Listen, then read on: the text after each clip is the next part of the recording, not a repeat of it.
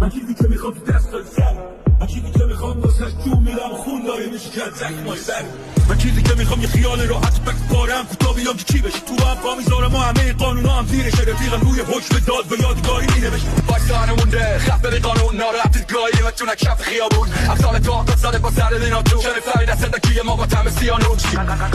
قلمم تک و تیز و تنده 20 ساله میچرخه هنوزم خلاف نشده.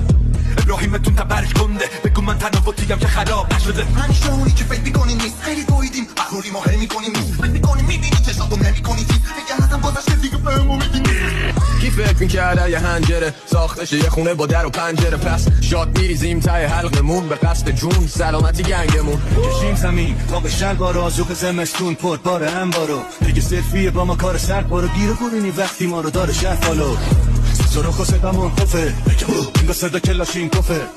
رید بالا مخت تو عددا اکتا تو خودتونو بگاهید رخه تو باشگاه میزنم با ترک دم به لکیلو حرف بزن نگو گرم چنده جا شبا رو بیت میشه هدم کنده کسه چنگ میزنه مثل بلک منطقی دوئل بین من و تو لاشی تمومت کردم دست و پا میزنی پاشی هیچ اسلحه‌ای نمیکشتم به راحتی تو که یه بی وجود عشق خندق کلاشی رفتم و دوتا شاهد عینی اندی و شینی تو باندم و پلینی بلک بیسیم شده واسه سرگل حسینی زدن عکسم و همه جا مثل خمینی آمادم بلدایی کلمه ریختم فلده‌ای من تیغ گیوتینم برام مثل کله‌ای تو کمینم رو زمین پر تله خرس قهوه‌ای منتظرم گرگا بهم بزنن کله‌ای باشی یا مشی به موقع وحشی محلتون آرومه همه چی دوتا گشنی هی میگه معلمون